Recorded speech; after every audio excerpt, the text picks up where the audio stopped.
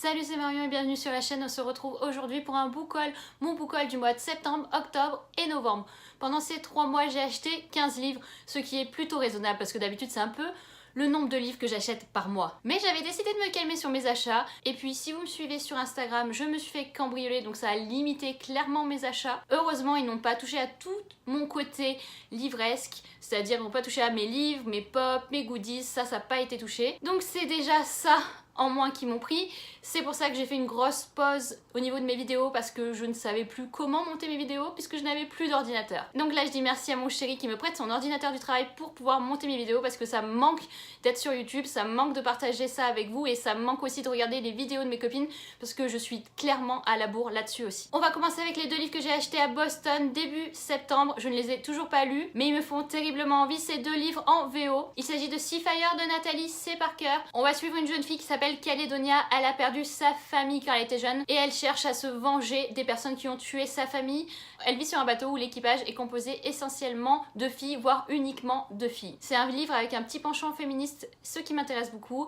Je l'ai vu pas mal de fois sur les chaînes anglophones, donc j'ai vraiment envie de sortir ce livre de ma palle. Ensuite, ce livre me faisait vraiment envie. Je l'ai vu sur les chaînes anglophones, mais plutôt du côté book haul. Je n'ai pas du tout vu d'avis dessus et là, il était à moins 20%, donc forcément j'ai craqué. Il s'agit de Fox de Nadine Brandes. Là on va parler un peu magie, conspiration, histoire. Et je sais qu'on va suivre un jeune homme et qui va devoir rejoindre son père. Apparemment ça se passe pas très bien entre eux. Dans le but d'assassiner le roi d'Angleterre. C'est clairement le genre de résumé qui me fait terriblement envie. Ensuite pendant ces 3 mois forcément je suis passée à la librairie d'occasion et j'ai acheté 4 livres. Tout d'abord j'ai acheté le 2e tome d'Harry Potter et la Chambre des Secrets. Celui-ci en paperback. Je ne l'ai pas dans cette édition là. Je sais que j'ai commencé cette édition-là en hardback, mais quand je l'ai vu en paperback, il me faisait envie aussi. Et puis voilà, je l'ai payé, là il y a marqué 4,75 mais je l'ai pas payé 4,75. Je l'ai payé beaucoup moins cher et Harry Potter, on ne compte plus le nombre d'éditions qu'on a. Ensuite, j'ai trouvé aussi en paperback les 2 premiers tomes d'une saga. Il s'agit de Anna and the French Kiss de Stephanie Perkins et Lola and the Boy Next Door. Ces 2 livres sont déjà sortis en français. Je ne sais plus dans quelle maison d'édition, je vous le mettrai juste ici si je me souviens. Je sais que c'est des romances, que c'est facile à lire et c'est clairement ce que je vais avoir besoin pour des challenges au cours de l'année 2019. Et puis il faut dire que les couvertures sont juste magnifiques. J'ai besoin de couleurs en ce moment, j'ai besoin de soleil. Et le dernier livre que j'ai acheté dans cette boutique d'occasion, il s'agit de Cruel Beauty, avec mon magnifique accent anglais, de Rosamund Hodge. Ce livre, je l'ai beaucoup vu par contre sur...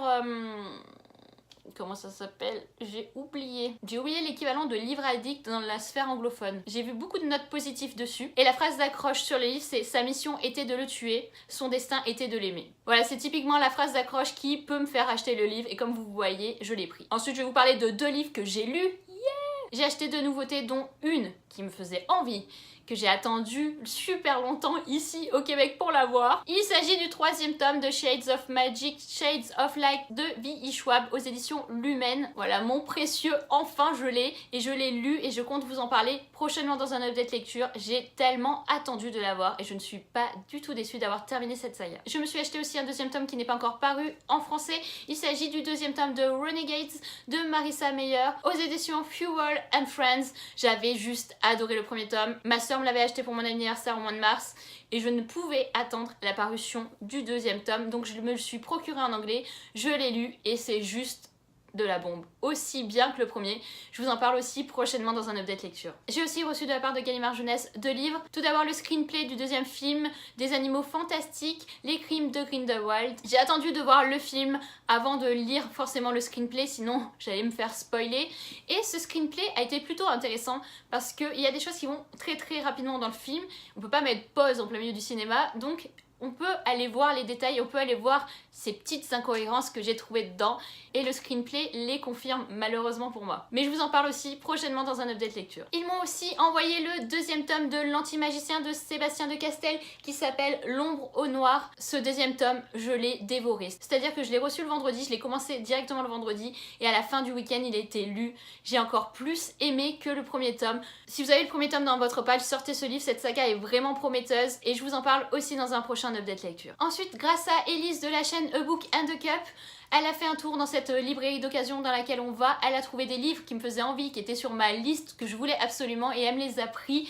Je suis super contente qu'elle les ait trouvés parce que clairement, depuis que je suis ici, je me suis lancée dans cette collection.